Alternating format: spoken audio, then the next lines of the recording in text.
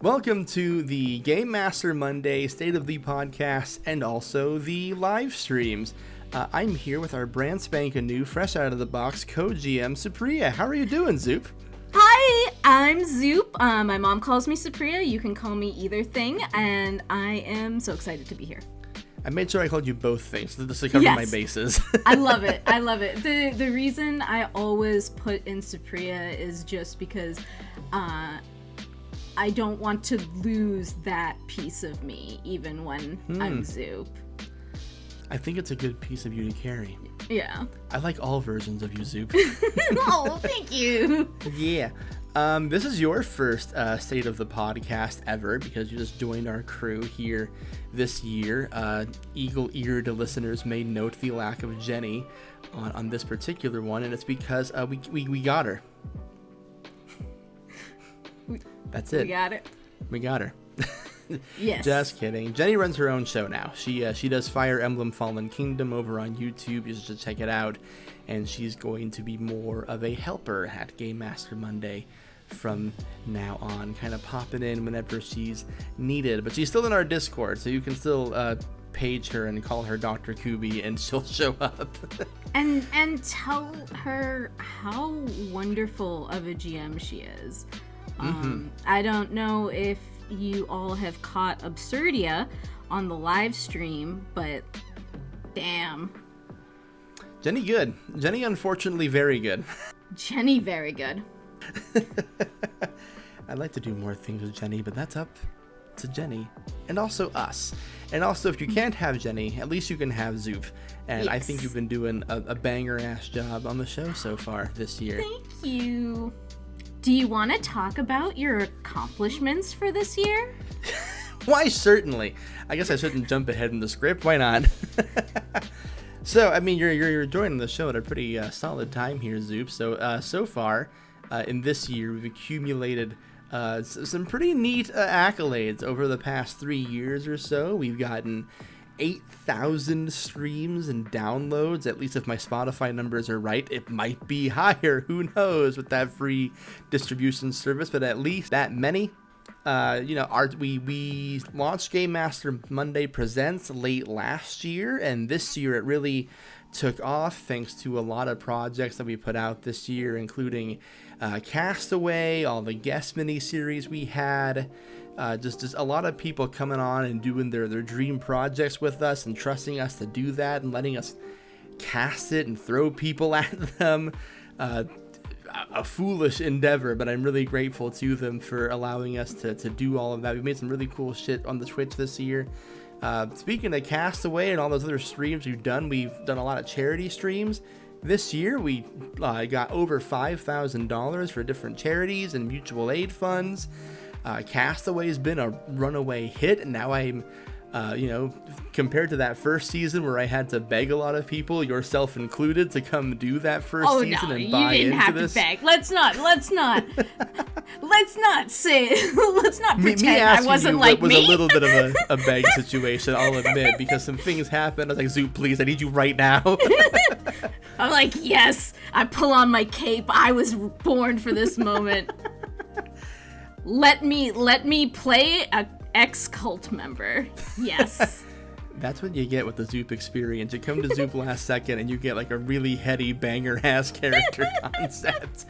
But no, I mean, Castaway did gangbusters. We raised a lot of money in that and during the island, and then the desert even more so, and there's a lot of buzz and hype for the next season of it, and now it's just something that I feel like I'm going to be doing forever, probably. Just locked into this really silly reality show we've concocted. We picked up 4 Crit Award nominations this year, too. 3 of which thanks to Game Master Monday Presents. So shout out to Camp Meadowview and Burnt Creek and Castaway. Just picking up those nominations. And I guess the most important thing, and the thing that I'm proudest of, is we finally have a real, actual, legitimate production team. Bringing Zoup on was kind of like the first domino to fall as we filled out what is now the GMM crew. So you've got me here sitting on top of this pyramid scheme, and then you have Zoup here, who's going to be co-producing and GMing, and at some point we'll be editing parts of the show. Yes, it's going to be good. we're gonna teach her how to do casting. And then on the Twitch side of things, we of course got GN Burb, who's been just a game-changing addition for us on the Twitch side of the ball. Fantastic person. I love them dearly. We have a very kids who wouldn't be allowed to sit next to each other energy in that group chat in school. Can I tell you, I actually met them in person last year at Big Bad. Yeah. And just, I don't think that we had talked that much online, but we were both in the GMM server, and they were just so welcoming, and it was so good. Jen's a delight. I love that maniac, even though they send me the most heinously offensive messages every single day. Every single day, just something more and more unhinged and inappropriate than the last. Well, to be fair, you keep making typos. I do. It's my own fault. This is what you get for befriending Jen. And of course, I mean, we mentioned, but Jenny's also still part of the crew. Jenny has been a lifesaver for helping Jen with production behind the scenes, is currently running Absurdia at time of this recording. I guess by the time this goes up, it'll still be as of right now. Yeah. So we'll talk more about those dates here in a bit. So Jenny's around. We can't truly get rid of her. It's, Not that we would want to. I can't fire my sister. No. What would my mom say? I'm too old to get a long text message from my mom that says you have to let your sister play with you. But yeah, I mean, huge year here for us, and in no small part thanks to you for that, Zoup. Your debut on the show was a very beloved episode when you ran Crushes and Cryptids, and I can say that pretty confidently because it is the only YouTube video we've ever put out to hit over 100 views. Amazing. Listen, people go feral for cryptids. That I've learned this thanks to you. And I don't know, I kind of think that there's a part of it that was just how beautifully you edited, especially the ending. I sometimes forget about that. And then I'll go back and re-listen to it. Oh, right, yeah. I think it's just like a perfect culmination of like, not that you're a first-time GM, but like your first time as a recorded GM experience, and like I think it's such a fun cast to have for that particular ride because they're all insane people. Amazingly.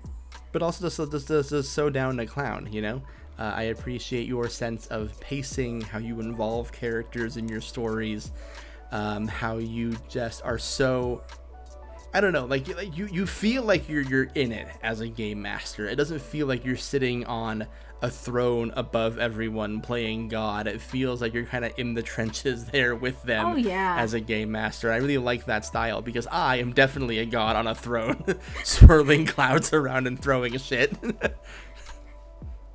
I mean, I think I'm not an expert yet, but it's definitely a fun mix of like just like throwing elements in there to move it along once it's time to move it along, but other than that, to let your players cook. Completely and our players cook. Yeah, it turns out when you put like a handful of chaotic queers into a room, they will do a chaos for a while. Especially in a system with hardly any rules. Yes. Well, as part of being on the show, consider this your performance review for the year. So, I mean, no, I want the audience to get to know you a little bit better, understand the reasoning for why the hell did we pick Zoup. I mean, obviously she's great, but why specifically Zoup? And just kind of do a Zoup review here with you, and then I'll open the floor to you for you to ask me any questions in front of God and everyone, and I have to answer because it's only fair.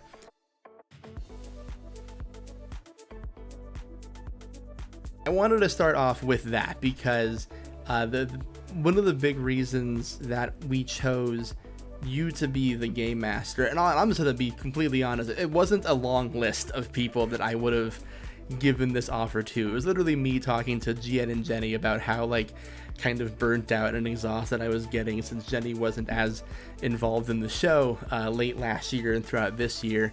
And they kept telling me, well, why don't you just have someone come in to help with the game master stuff at the very least? And I was like, well, there's only really one person I'd ask to do it, and it's Zoup. And they're like, so ask Zoup. And I was like, fine, I'll ask Zoup.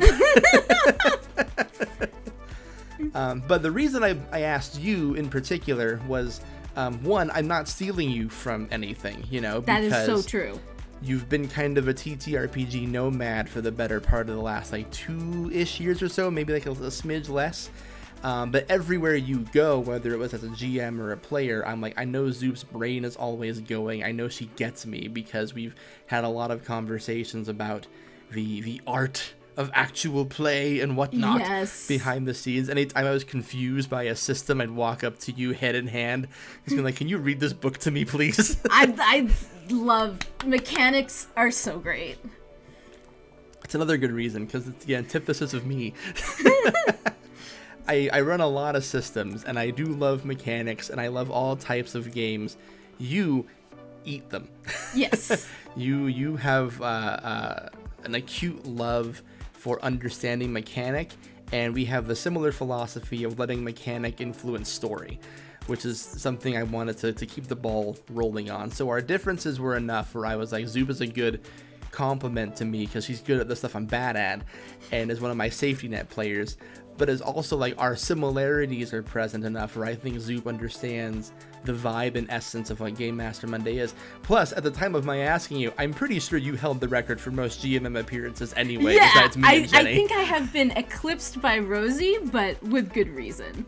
And now I'm on episodes as GM, so good luck catching up, Rosie. It is now a gauntlet has been thrown. Shots have been fired. Friends fighting. How are you feeling with it so far? How do you like being a game master on a Crit Award nominated podcast? Literally, okay, so one of the things on here is you were asking, you had initial reaction to offer. And literally, I messaged my partner and I was like, Grant just asked me to be his best man. Essentially. Yeah. That is, you know, I haven't gotten married, so I don't know how big of a deal marriage is. So right now I feel like this was a bigger deal than asking someone to be your best man, but like that was the closest that I could think of. I was like, he's like putting a piece of his life in my hands. Yeah. It was like the honor of the century. I'm glad it wasn't like, oh my god, no. Because there's literally no other person I would have thought of. I can't even sit here and speculate because I'm like, I don't know who the fuck else I would ask to do this. I mean, listen, I have done both. I've asked someone to be my best man and I've asked someone to co-GM my podcast. And I'll tell you, co-GMing the podcast is definitely a longer term commitment. Yeah. You know, but I did have a pretty banger ass best man, so you have a big shoes to fill. Fun fact for you, Zoup, the best man at my wedding wrote the GMM theme song. Oh, awesome. That's our pal Joey Hines. But no, I'm glad that you were excited about it. I am excited to have you on for the ride. And let's talk about the episode you've made so far. So we talked about Crushes and Cryptids, which was your first foray into doing this. That very famously has the ending that isn't an ending, where everyone collectively decides to troll me. At the end of the episode, every character breaking, looking at the camera and being like, what you gonna do, Grant? Yeah, literally, I think you cut out like 20 minutes of them all joking about I did have to take a lot of speculation out of there because it was funny. The thing with editing is like, a bit can keep going for a while and you have to like know exactly how long that bit stays funny for. Exactly. And like there was, you know, at a certain point it was funny only for you. Like they were just talking to you. Yeah. Which, then gives me the idea, like, I'm gonna just play this off and record my own little thing at the end, which I think is kind of like weirdly nice in a way, because then it's like a nice little, like, I don't know, it feels like a baton moment almost, because it's like, hi, I'm still here. I'm still part of this whole podcast thing, and Zoup and I are working together on this. It's not two people on opposite sides of the country just kind of vaguely looking at each other in a dark room. It's a communication project. And the other cool thing about Crushes and Cryptids was that it was a beach episode. And my very first GMM episode was, I think, called Beach Episode. So it was really fun to like bring that full circle and get to do my own spin on like what a beach episode would look like. Of course, like these cryptids were not adventuring and then taking a break from adventuring. They have a house party every summer at the beach, but it was chill, and it was an awesome chance to like practice just throwing the elements. It's kind of like,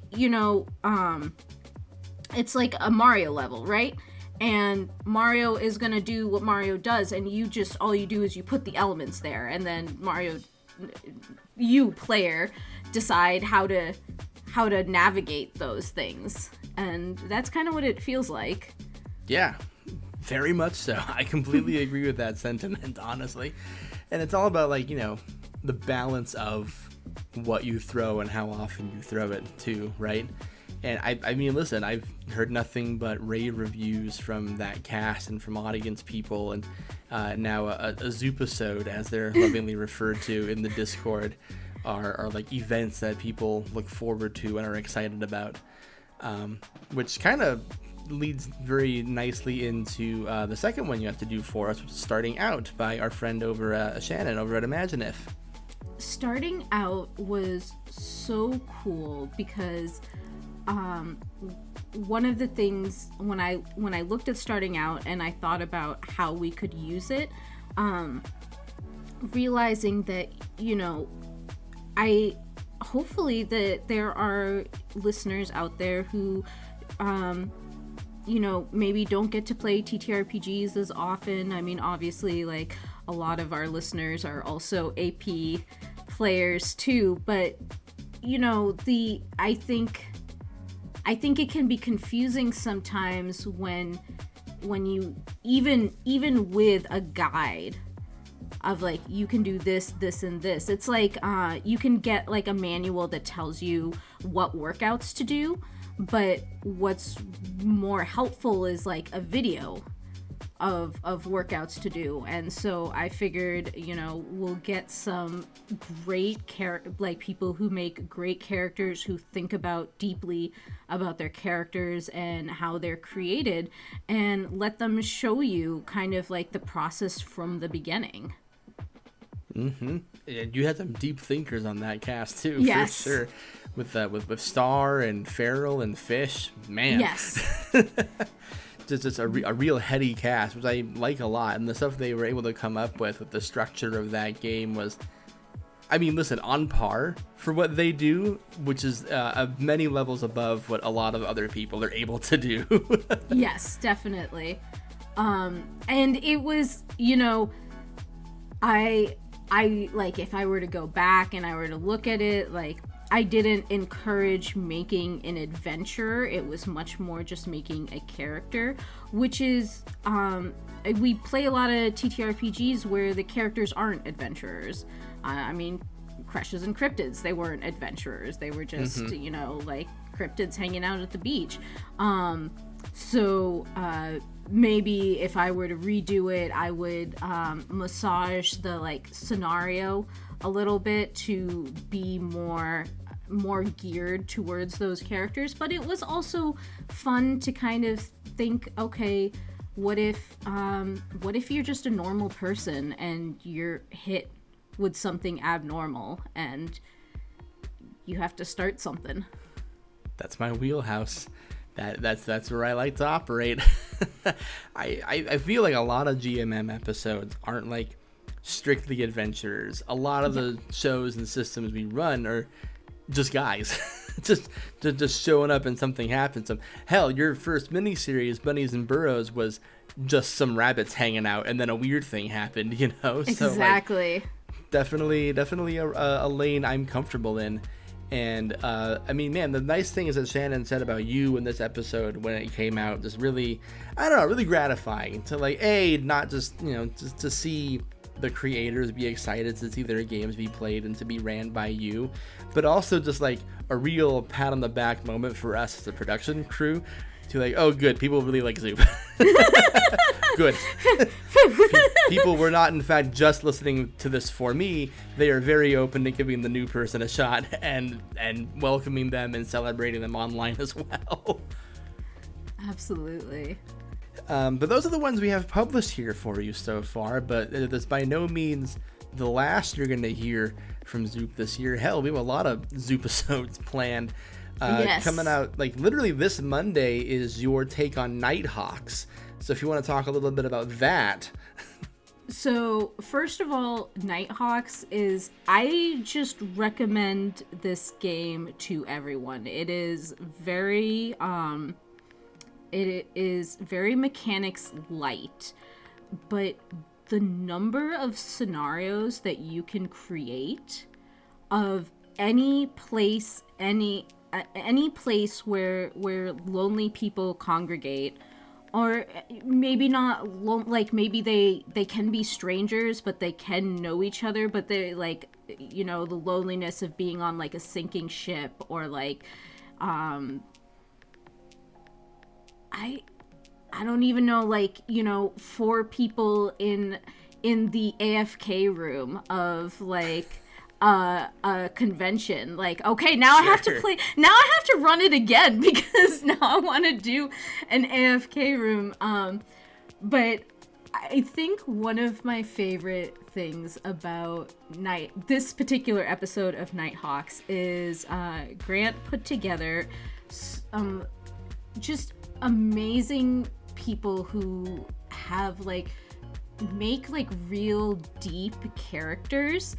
And we had a conversation before we started, and they were like, what is the tone? And because the game is written like you can be really grim, you can be like a little comedic, like what is it? And I'm like, listen, I've got the comedy covered, you bring the feeling. And it was I'm just so excited. It's a good one. I love one of my favorite tropes. I mean, I've always said that if there's one philosophy that ties all of Game Master Monday together, it's just general absurdism, Dadaism, whatever you want to call it. The philosophy of trying to live a normal life in an absurd world is something that I live in as a real person, but also in RPGs a lot. So I've been editing this one, and the tone is going to be very... I mean, if I want to compare it to anything, it's similar to how we edited This Game Takes Place in Your Hometown, with Maz and Kelly. Very atmospheric, very autumny, very melodramatic. And then there's going to be these little moments that Zoup sprinkles in that just reminds you how silly the situation is.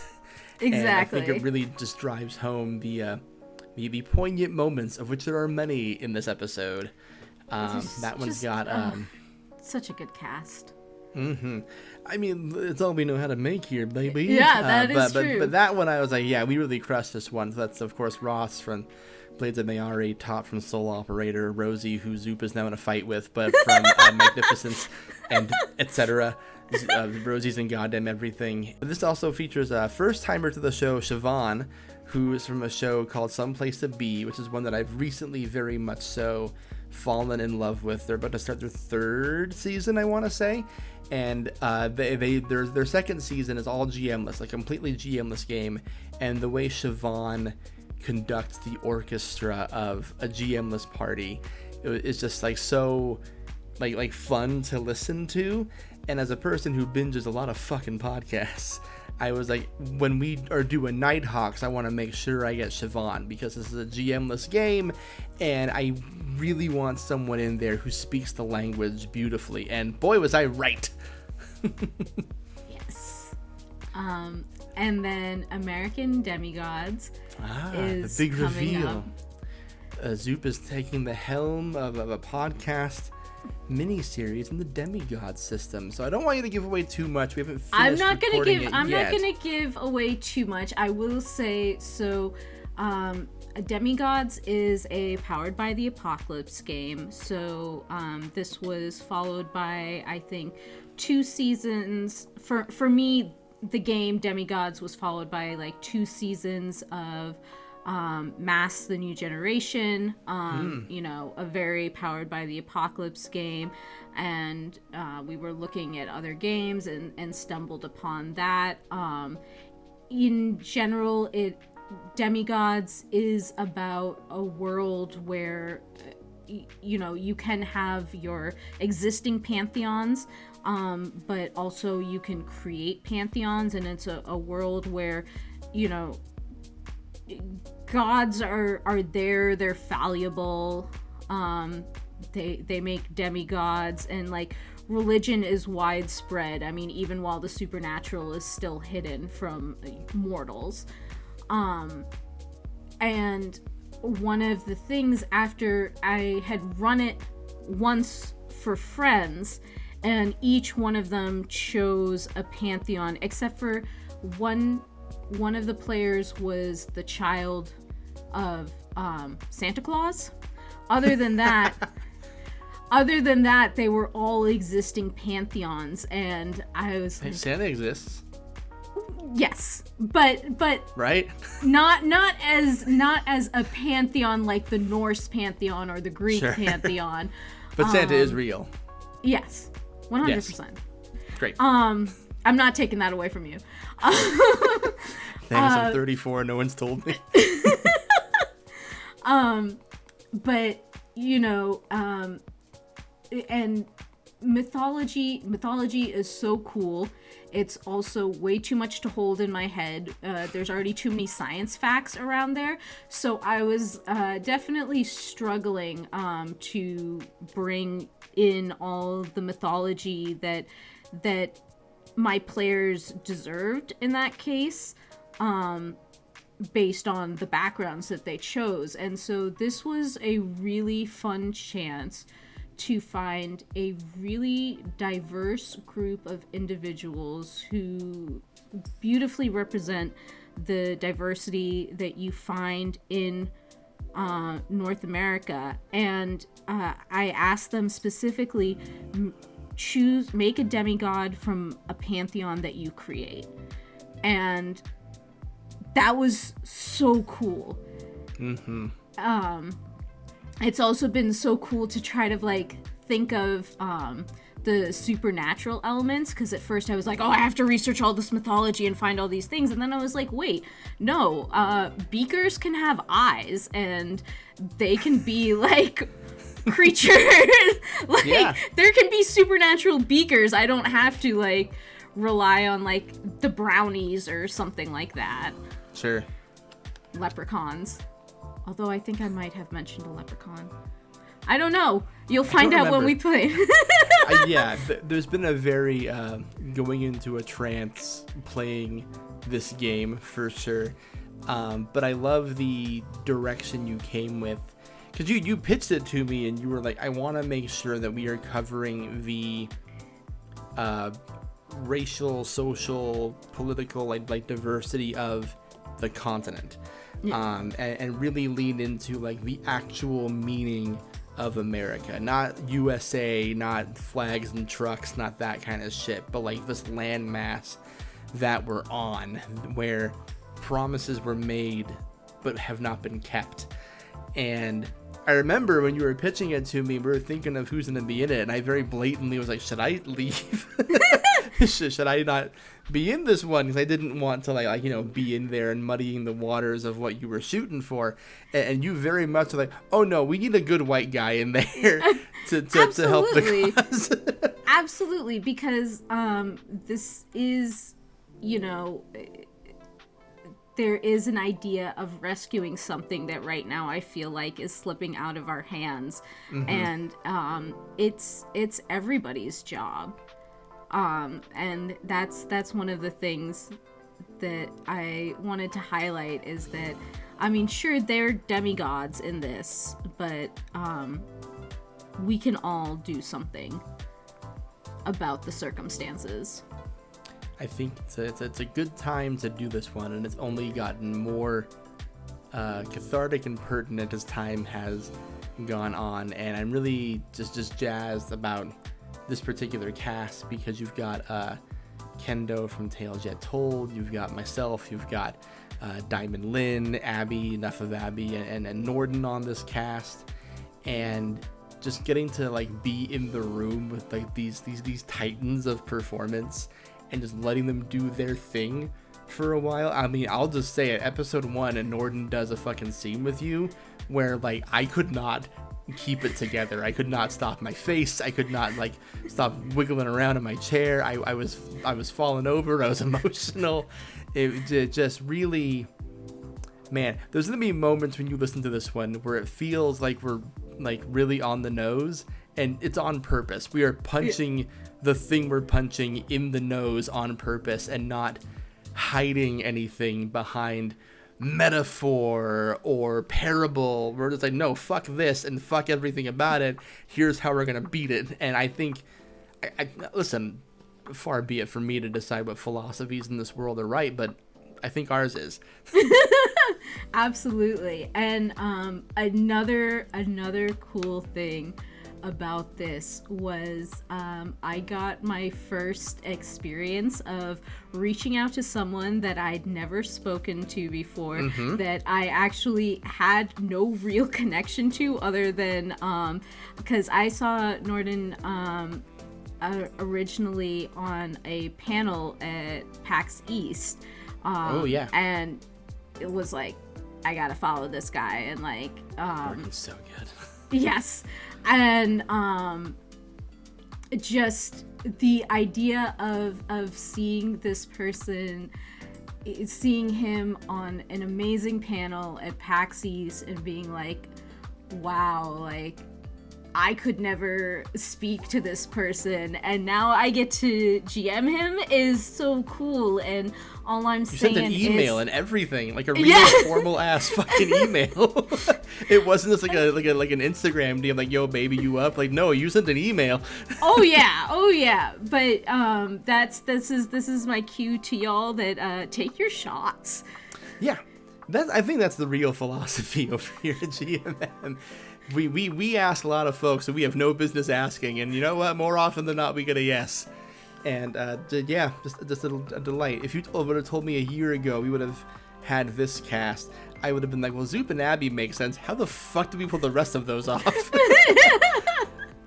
Just brilliant people. Honored to be their friend. I got to be Kendo's roommate at Gen Con, and there were several moments of just me not being able to sleep at 3 a.m. and being like, holy shit, what a cool life I have right now.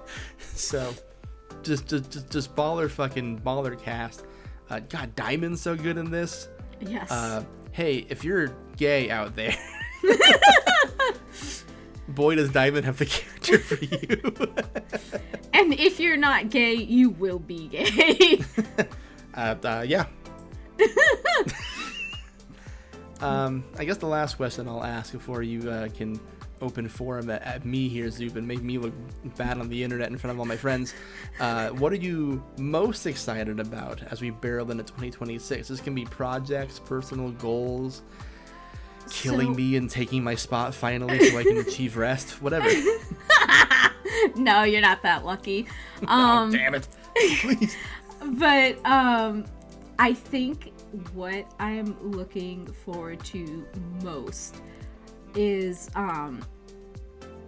because like when we came on for the beach episode, the cast that I was a part of, we were very new to the scene, really not much to our names except like a couple episodes.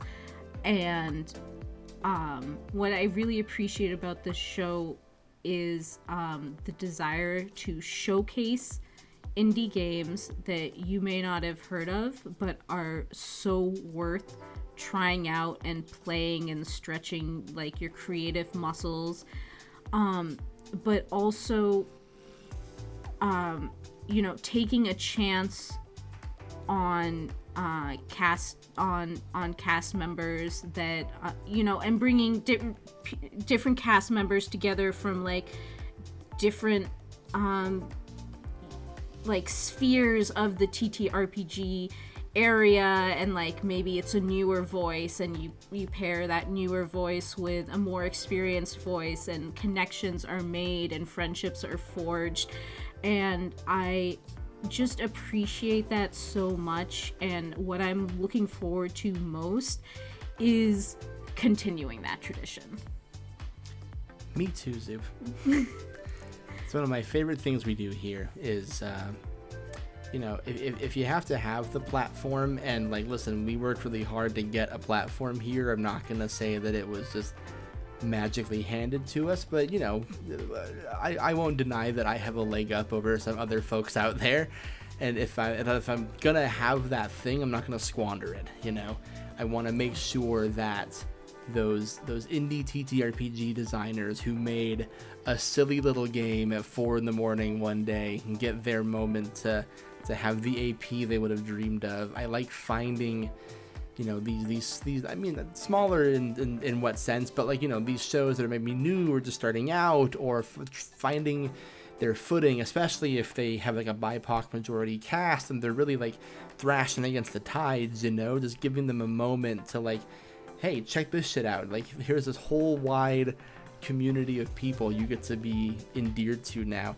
Hell, Castaway, the 2 winners of Castaway both came from a podcast that have told me that, prior to the GMM bump, if you will, we're making a show basically for them and their friends, and now they get to be involved in other streams and get to be guests in shows and win Castaway and do all this cool stuff. So good. I think GMM really was my gateway to the indie TTRPG scene. Like before that, when I was streaming, so not podcasts, but like streaming in games, I was aware of like 3 channels, and I was mostly surrounded by people who were like, nobody's playing indie TTRPGs. Screw D&D. Why won't you play my favorite indie TTRPG?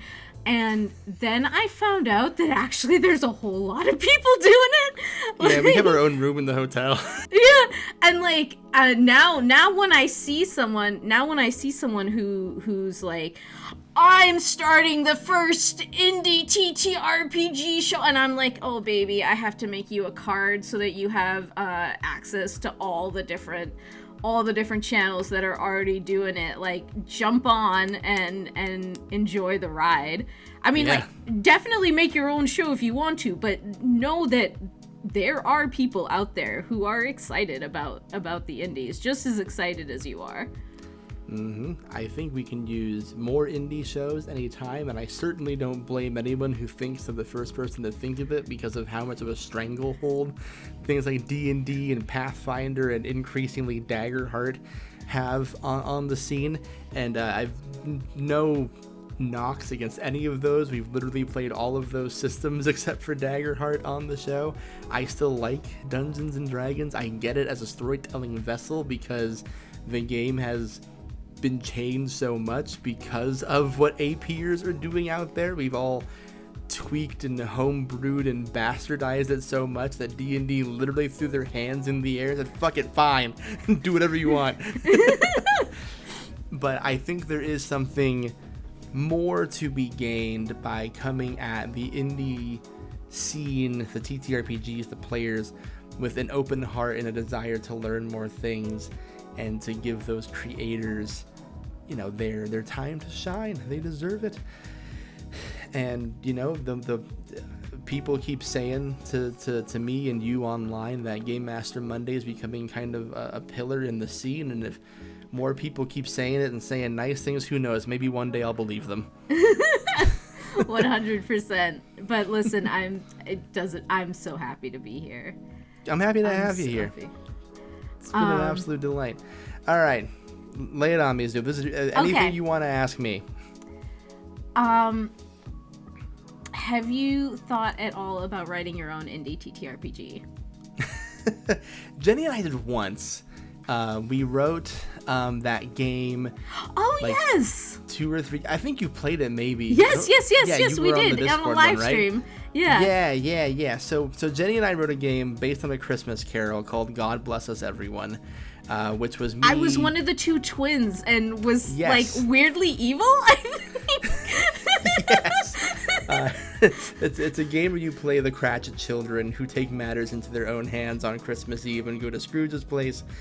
We did it once for the show, very early on, before Game Master Monday really existed, to be completely honest. I think, if I remember right, I mean, it existed, but it was like we recorded it for the old version. It's a whole thing. And then when the Discord hit like 100 members, we were like, it'd be fun to do like a Discord only stream that isn't recorded. It's only for everyone. We play a whole bunch of weird ass Christmas videos in the pre-show and then just confuse people, and then play like a little bit of a raunchier game than we normally would.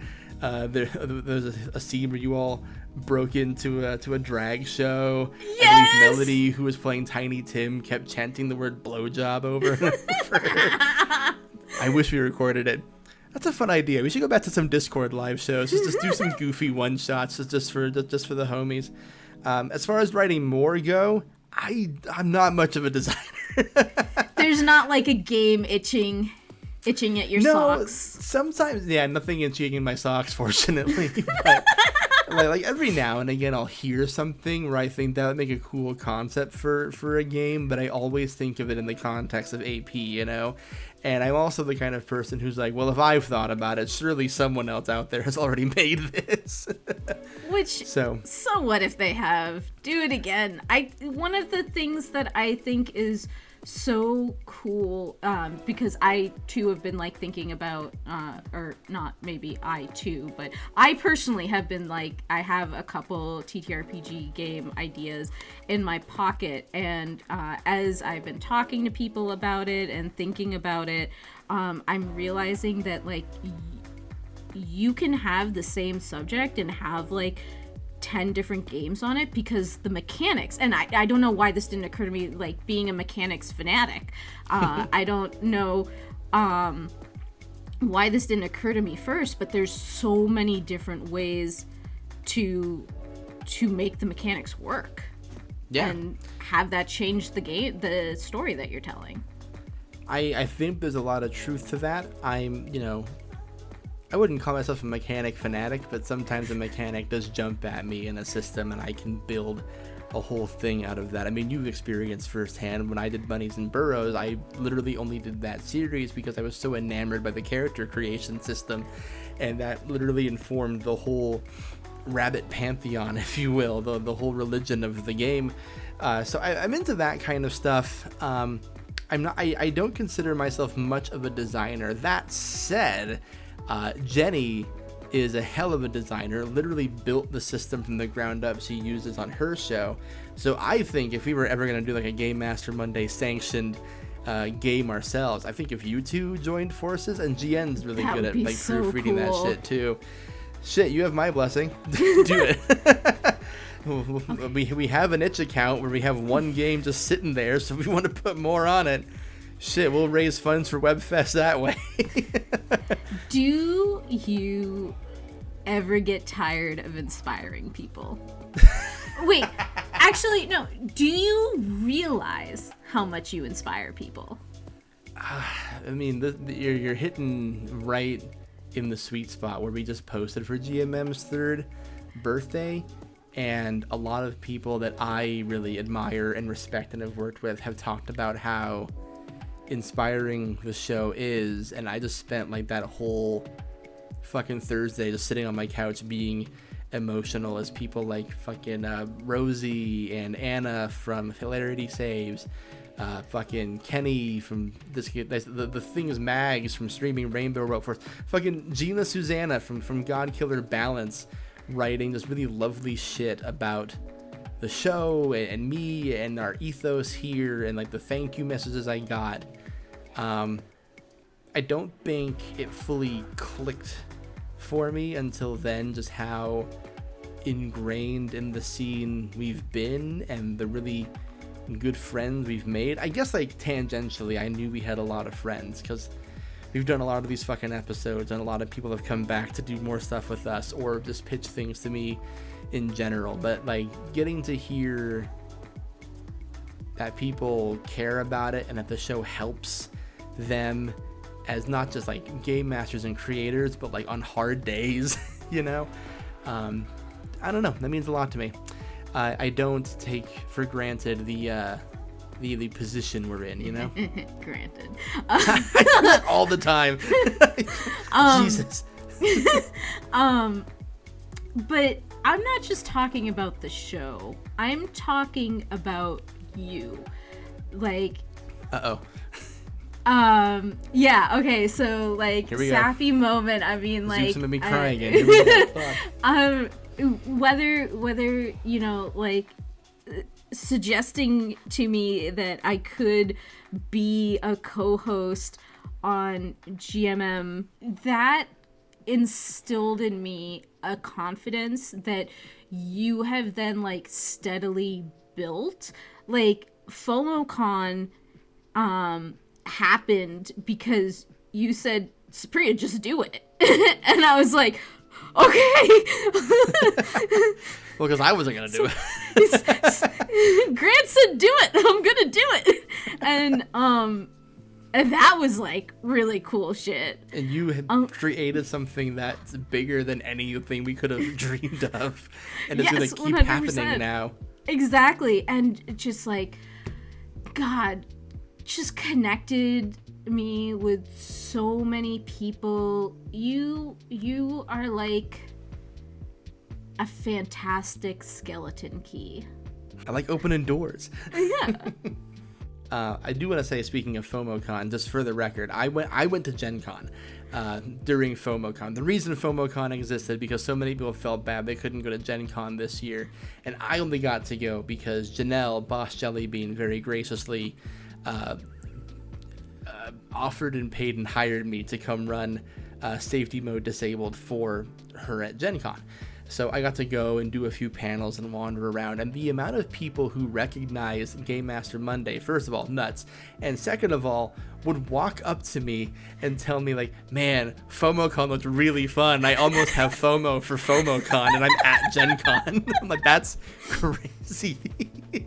So great job. It is so cool, and everybody who almost everybody who joined in at the ground floor, because I kind of like put the call out, and I think I put the call out in two places. I think I put it on Threads and I put it in the Game Master Monday Discord, and just the beautiful team that was born out of that, like, holy shit.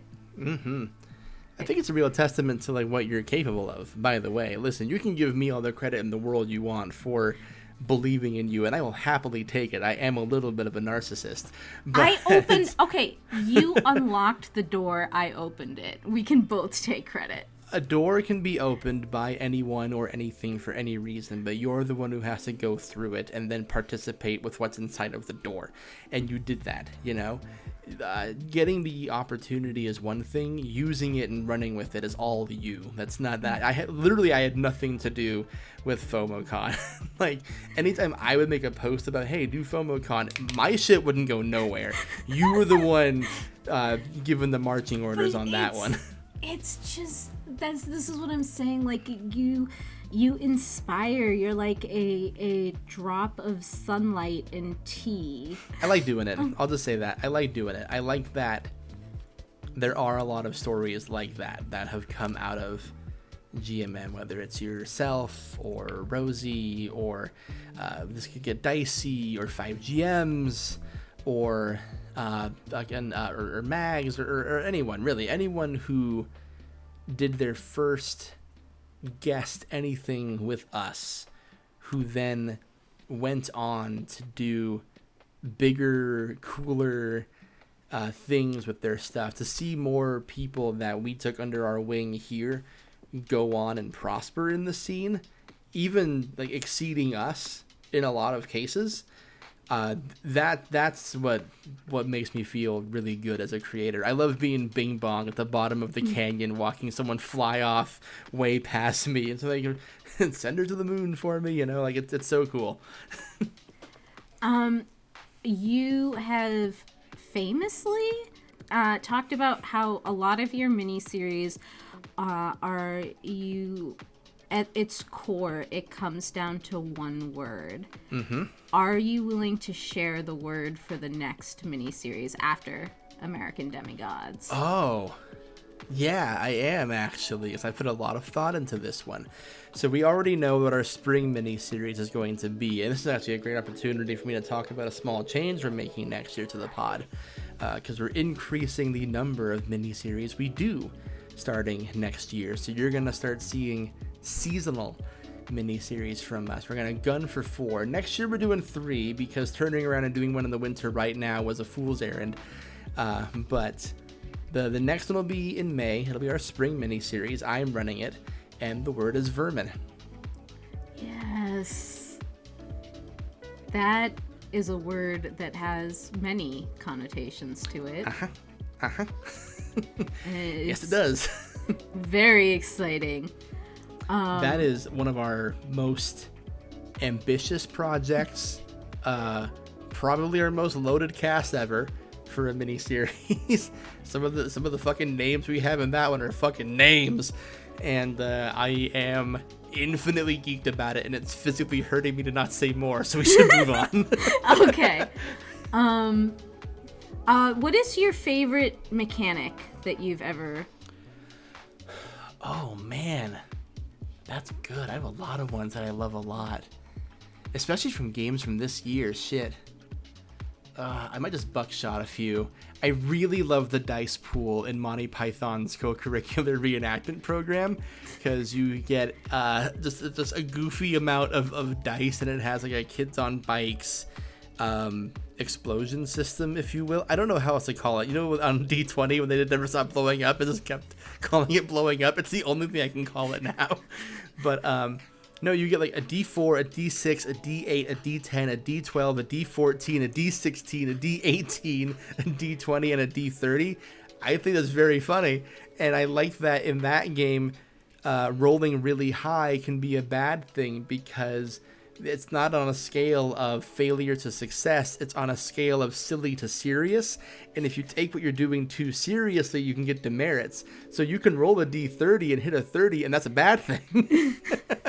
and I love that mechanic a lot. I mean, Bunnies and Burrows character creation system, I mentioned it earlier, how you just roll your dice in order and assign like whatever number you get, the number you get, and the highest number you roll is your class. Like, man, I could tell 1,000 stories in that fucking system.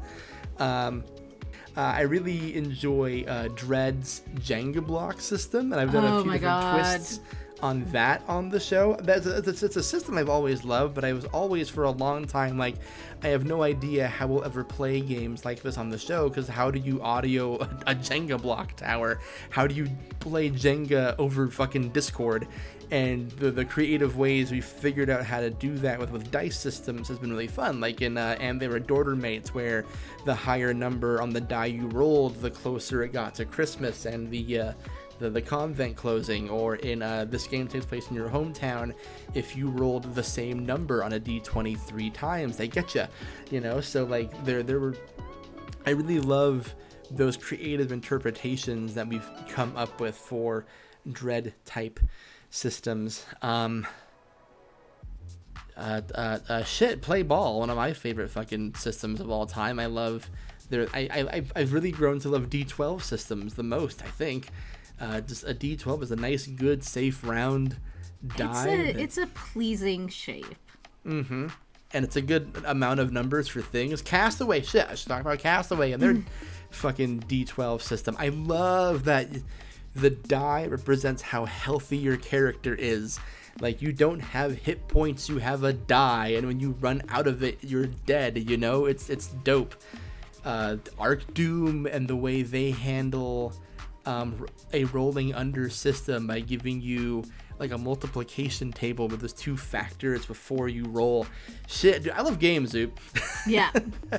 I'll just say, just for the record, my 3 favorite games of all time, all of which I've run and have had a great time running, are in order: Arc Doom, Play Ball, and Castaway. Nice. So there you go. Those are my favorites.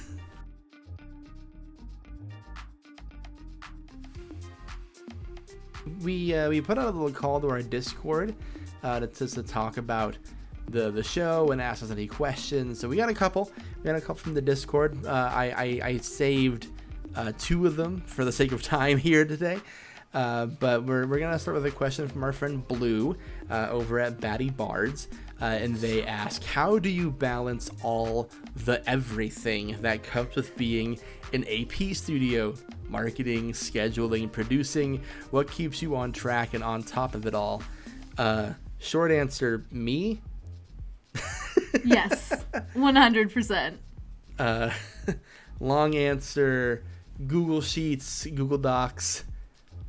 I don't know, Zoup, you are more in line with the having to follow the orders and ravings of a madman. How do you feel we handle the organization around here? Well, I mean, there is definitely things that we can work on that will keep our hairs on our head. And I think that we're going to do that. This is Zoup saying you have to stop making decisions without me. No. It's not that. I think that we're going to start, hopefully, like, having a little bit more of a backlog so that, you know, there's a little bit of wiggle room here and there. I don't know how you juggle it. Poorly. I think it's sort of takes a village to a certain extent. Things are always easier when you have people to share them with, and like when you, I'm guessing, I guess I'm talking about like from FOMOCon perspective, like when you create something and then you have a team and you trust that team to take things on and you cheer them on to do the things that they're excited about doing. Like, one of the things I'm super excited about is like mechanics, and so like when you trust me to, like, if you're gonna play a new game and you're like, I don't understand this mechanic, I'm just gonna, like, you know, shoot Zoup a message, like I think or like Jian's mind is just incredible. But speaking of people who I don't know how they manage their fucking schedule, I mean, so Jian Burb is of course our Twitch producer here now, who I specifically brought on to help me make Castaway work, because when Jenny and I were talking about doing Castaway, we just realized we did not have the infrastructure to do everything that I was dreaming of doing. And after asking around a little bit, people were like, well, you know, GN produces, right? And I was like, oh, well, GN just did as Meaningless as Stardust with us and was great in that, so we have a rapport there, so I can at least reach out to this person and see if they can point me in the right direction for how Jenny and I can make this thing work, which turned into, that sounds really cool, can I just do it? So GN did that, but on top of, you know, that, so we do Castaway together, we really love working together. GN just fully signs on to our Twitch full time and says, I want to help you guys forever. Let me be part of what you're building here because I believe in it and trust you, which is awesome. But also GN is a part of like 4 other fucking shows. I have no idea how they balance it. But you're just so incredible. Right. Having you and GN and Jenny and me in that chat to distribute tasks and roles, and also having the blanket trust that if one of us can't or needs to like step aside or does not have the spoons or time, we have a person to pull in is really nice. I've been really enjoying the thing we've been doing lately where I come in and say, who has the spoons for this? We're allowed to say no. And we have been more often than not lately. Does that answer the scheduling question? It's important to just have people you trust, is what I'm saying. And then the other question comes from the aforementioned mags over at Streaming Rainbow. And they ask us, what were your favorite systems to run this year? And you've only run 4 of them, Zoup. So, I mean, if you had to pick one to go back to. Nighthawks. Yeah. I'm going to play Nighthawks so many times. I'm going to come up with such wacky-ass scenarios. I'm just so excited. Hell yeah, I think I want to play it because I was supposed to be in that episode and then I got sick. But after listening to it, I'm like, my unique brand of bullshit was not the spice this episode needed. Those 4 was the right combo. I just came up with another one because the game is in units of knights, but the creator says that knights can mean any amount of time. Yes. And I just thought of on Mount Olympus playing some of the gods and doing it in 1,000-year spans. Ooh, that'd be fun. I like where your head's at. Probably the Zoup more. Man, I gotta pick a favorite from this year. I ran a lot of really good ones. I think about the Monty Python game a lot because that game is better than it has any right being, like as a system goes. It's a lot of fun. But if I had to pick an absolute favorite from this year specifically, I guess the easy answer is Castaway, but I guess I technically played it last year too. But this year has felt very dictated and overshadowed by that game and that system and what it's become and the implications it's had for the show at large. But from the podcast episodes, I really enjoyed Fluff and Fury, I'll be real.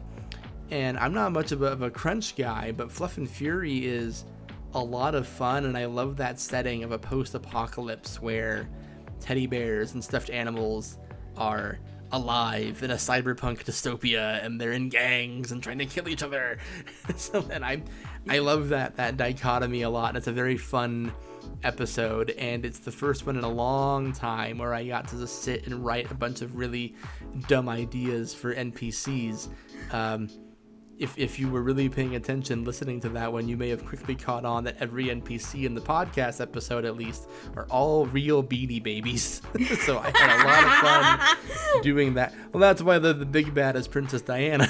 Yes, amazing. Oh, boy. The amount of times Yuri and Kelly on microphone and on camera looked me right in the eyes and told me how much they hate that. I could retire. Yeah, I guess those would be my big 3 for this year. I really enjoyed all of those systems a lot. I'll answer for Jenny. Hers is Absurdia. It's the only one she ran this year. Go support the Kickstarter, why don't you? I think by the time this goes up, it ends today. So go give Quinn your money. What's coming up next on GMM? I'm so glad you asked. Game Master Monday is going to be evolving next year. Zoup, I mean, obviously you're going to have a lot more Zoup episodes, but let's talk about how this year wraps up.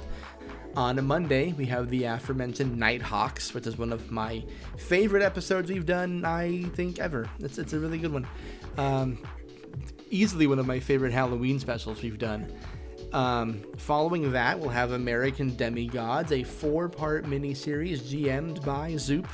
And then in December, I hope you like Zoup because you're getting more Zoup, baby. The first episode of December is going to be one that I am running that will be featuring Ra from The Heart is a Dungeon and Gina Susanna from Godkiller Balance. And it's Grant going to be amazing. It's Grant running a religious allegory again, folks. There's an angel in it. 'Tis the season. We're gonna remember the reason for it in that episode, and then Yuletide Combat Family will officially be back. I heard people were very sad we didn't do a Yuletide for December last year, so we're bringing it back. We're gonna do it a little bit differently. Our usual tradition is we play that at my house with our local friends, but we've all kind of been scattered to the winds and busy, and the GMM team has changed so much since last July. So we're gonna have Zoup run that for us over here at the GMM crew. So that will be me and Jenny and our brand new production member, Shadow Sylvia, who will be officially starting with us beginning of 2026 as an official producer for the show, helping produce things with GN for the Twitch, which I'll talk more about here in a second. And that episode's also going to have Dusty from Goblins and Gays as a special guest, because I crunched the numbers and Dusty did the most episodes with us across the board this year, so I feel it only appropriate to bring Dusty on for one last ride to close 2025 out. So Zoup will be running the Holiday Mayhem this year, watching horror as a non-Christian run. I was gonna say your resident agnostic Hindu is gonna be running this Yuletide. We've really run the gauntlet with the religious beliefs GMing this game. We've had Jenny, the ex-Mormon trans woman, Jacob, the practicing Catholic, and my friend Aaron, who I'm pretty sure is just flat out atheist. So I'll look forward to your festive twist on this one and what you come up with. And then January, we're gonna kick it right back to Zoup, who's running a month of soup flavored games. Yep. Zoup Soups, we're calling it. So excited. We're really throwing Zoup to the wolves this winter so that your boy can focus on writing some other stuff for the Twitch and for a future mini-series. So Zoup is buying me time and we're giving her more practice. Are we talking gassed? Let's talk about the Twitch. You are so right. On the Game Master Monday Twitch account, the first thing coming up is next week, Absurdia will be back.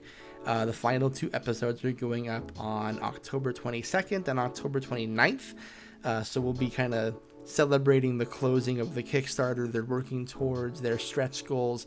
One of our cast members, Kendo, is one of the writers for that stretch goal, so give liberally, wouldn't you? Then we're going to go dark for a month for November so that we can focus squarely on demigods. And then in December, we are teaming up with Hatched Games to run 4 solo one-shots on the Twitch from their new system, Gassed, which is a horror zine collection of spooky tales and one-shots and solo games that will be me, Zoup over here, Forever GM Justin from Roll D5, and Shageek from Rolling by Myself, who will be taking the helm on those one-shots. That'll be every Monday in December, so join us for Gassed in the bleak midwinter, is what we'll be calling this series of streams. And then, the moment you've all been waiting for, the big changes that we're making to the Twitch. So I mentioned on the podcast, we are going to be pivoting to doing more mini-series. So you're going to be getting 3 of them next year, one of which at least will be helmed by me. The other 2, we will cross those bridges as we come to them. We are still primarily a one-shot show, but between me and Zoup and occasionally Jenny, you're going to be seeing a lot more diversity in those and a few changes to how we pick the games. We're really working this year to not have to be constantly putting out fires and filling holes simply because they exist. Zoup alluded to it earlier, but we really want to make sure that everything we're doing is something we're excited about the entire time, not just after it happens. Because every game we've made has been exciting and fun and cool. There have definitely been some where we cobbled together something within 3 days, stressed about it the whole time, recorded it, and they're like, oh, thank God, we did it, it was fun. We want to be riding the good vibes the whole way through this time. So, going to be a little bit more deliberate with that. And Zoup is also going to be taking a larger producer role. So Zoup will help with some editing. Zoup will help with some casting, picking the games so that I don't have to all the time. Yes, exactly. Which will help with the diversity of what we're doing. Zoup Zoup talked about all the doors that I can open, but the types of people that Zoup wants to gun for are people that we haven't had on the show before. Shows that she's aware of that I haven't been aware of, or people that she admires that I just am like, I don't know who that is. Let's fucking do it, So you're just increasing the pool, if you will, building an extra cellar on the mansion of what is Game Master Monday. So expect that from the podcast. But the Twitch channel is getting a major makeover. So the last year and a half, we've been doing Game Master Monday Presents, where guest GMs come on and do the mini series they've always wanted to do. And we're still going to be keeping that intact in some capacity, but it's going to be taking a smaller role as our Twitch pivots to what we are now calling Shadowy Productions. So if you've been a fan of the last 2 seasons of Castaway, The Island in the Desert, as well as the one-shots of The Interns and Callus Connor, you know that there's this mythical production company we keep alluding to called Shadowy Productions, who are going to be making another appearance and another charity one-shot we're doing here on October 27th. Myself, GN, and Shadow Sylvia are going to be the 3-headed monster of what Shadowy Productions is, and we're going to be increasing our recurring series on the Twitch channel under this umbrella, and they're going to keep Castaway's reality competition theme going. So January, you already know, but Castaway the Tundra will be coming out, the 3rd season of Castaway, and we'll do our 4th season in July. Both are already being worked on, but we're also adding another little production. It doesn't have a name just yet, but it will be GM'd by our friend Taz. It will be a show that is very heavily inspired by The Bachelorette, using the system I Want Your Bite. That's right, we're doing The Bachelorette as if it were a vampire doing the wooing. And that's going to be a 5-part miniseries. There will be eliminations. It'll follow the vibe of what you expect from Castaway. Anything on the table, very romance-driven, and we've already greenlit it for a 2nd season. So you'll see a sequel series to this one in October with an entirely new Bachelorette contestant. And a different game master running that one. And we'll keep doing that until the wheels fall off. And we're also looking at doing a 3rd one of these. So with that in mind, half of our year is going to be very much so covered by the Shadowy production projects. Meaning the Game Master Monday Presents series will be fewer and farther between, which I consider to be a good thing, because earlier we mentioned the whole putting out fires and filling holes simply because they're there. Don't get me wrong, we're very good at filling in holes simply because they're there, and every... You heard it here, folks. Game Master Monday, we're good at filling holes. But, sometimes we see a hole in our schedule and we think we must put something here. And we're very good at putting something here and putting together a banger series. It can get a little stressful with how by the seat of our pants we have to fly sometimes. So we're going to be a little bit more picky with our series this year. At maximum, you'll only see about 4 of them, possibly less. And this is so we can maintain our own sanity. But also because of some of the larger goals we have with the Twitch. So Shadowy Productions will allow us to keep raising money for charity with in-house projects that we're passionate about and that really nobody else in our space is doing. As far as I know, I could be wrong. If I'm wrong, please tell me, but I think we're the only ones doing elimination-style reality TTRPG shows. And we're kind of riding and banking on that and using those opportunities to raise money for charity and keep our players on their toes. It's going to give us more space to breathe in between projects by giving us more luxury to pick up and run exactly what we want when we want it. And it gives us the flexibility to ensure that we're not repeating game masters. We're not duplicating systems. Anyone who comes on will be a new face that we are hoping to highlight and accentuate. And you know that if they land a GMM Present series, then you know that we really put a lot of thought into it ahead of time. And then finally, it just opens a clearer avenue for us to have sponsored content. I get emails all the time from people who ask us to run their game or to feature their system, maybe even some willing to pay us or reimburse us for their efforts. And I have felt bad so many times because we just simply did not have the space in our schedule or the flexibility to do that. Having a floating show where we can throw something like that together will help us. Yes. It'll help us take care of our team. It'll help us do bigger and better things. It'll raise our platform a little bit higher.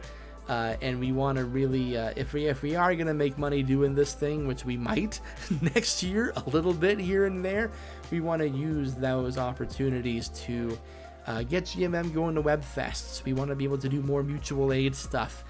We want to be able to have these spaces in our schedule where we can do one-shots to feature a sponsored system, or to help a community member in need, or if a bad thing happens on the planet, which seems to keep happening every single day, and the 4 or 5 of us think, gosh, if only there was some way we could help. Now we have that flexibility. And maybe Zoup's culture tables? We're also going to be doing Zoup's culture tables, an idea that Zoup has been throwing at me for as long as I've known her. But that's another thing, though. It gives us the opportunity and a space where if we want to run a live mini-series that we're even thinking of, it gives us the flexibility to do the things that we want to do if something strikes us. Hell, Jenny's already pitched a mini-series she wants to run next fall, and we can actually do that now because we don't have to look at our schedule and go, we accidentally booked 3 months worth of shit, you know? So... and we can do Zoup's diversity tables, and we can do GN's Daggerheart adventure, and I can sleep. Yes, exactly. On camera, on stream. So in some ways, we're trying to make things more efficient, and in some ways, we're just making our lives more difficult. And that is the beautiful part of living. I think the efficiency will make things a little bit easier for us, having more hands in the kitchen help, having a producer in Shadow Sylvia who really loves the medium that we're crafting here. Huge get for us. And I'm really excited about it. I'm excited to do these things that we're doing with more and more new people. It'd be really easy to just finally sit down and have like a set cast that we pull from constantly and a safe system we like a lot. Not fun. It's not as fun, and I have ADHD and I hate consistency. Oh, one other thing. If you're going to PAX U never got back to me about doing a sponsored GMM meetup, but I'm gonna make it happen anyways. So keep your eyes glued on the Discord. And follow Zoup for information on that, because that's all her. Oh, and speaking of PAX U, FOMOCon is coming back, and that's also going through a rebrand. Do you want to talk about that real quick, Zoup? Yeah, we're calling it Convention Zero, after the fact that Session Zero is possibly the most important part of any game. It's the part where we learn to keep each other safe, we form those friendships, we talk, and we build the base of what we're building. So Con Zero, we have a Blue Sky, we have a Threads, we have a Discord account for it, and we are working on that, and I hope to have more stuff for it soon. And I'll be a mod in it this time. Zoup and I are trading spaces. Yes! But yeah, that one's going to be a lot of fun, and I'm excited to see what they pull off this time around. So, just to briefly recap everything, Zoup good, Yeah. 2025 really good, 2026 gonna rule, more mini-series on the podcast, Yay! Big changes to the Twitch, Cool. and I love you. I ran out of sounds. What a good one to end on. Oh boy. Okay, Zoup. Before we let the people go back to what they were doing with their lives, if people just want to know what you're up to, where should they be finding you? I might update my card at some point. Zoupmachine.card.co. Or sometimes Threads or Blue Sky, or just send me a message because I love hearing from you. And if for some reason this is the first thing you've listened to on Game Master Monday, thanks. Thanks for jumping in to hear two people yap about their own shit for an hour and a half. Follow Game Master Monday on socials. We're on Blue Sky, we're on Threads. Join our Discord. There's a link in our bio everywhere on our link tree. Follow our Twitch. Follow Convention Zero. Follow God in all things you do. Amen. And we'll see you... we'll see you Monday with Nighthawks, and it's going to be a good-ass fucking time. Yeah! Hawk noise. I just end it with the sound of a hawk. Yep. You got it. Make me do work.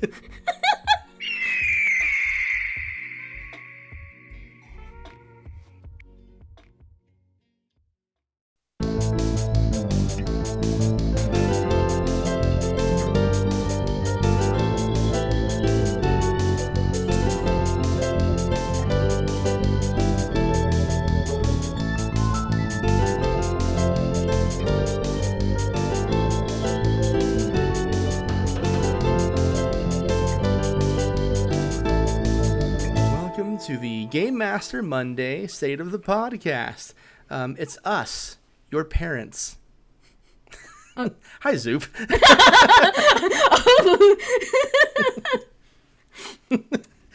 I'll take that again. Put that right in the blooper reel box. The look on your face, I did not agree to this bit. Absolutely not. Was very unexpected. I told you it was informal, right?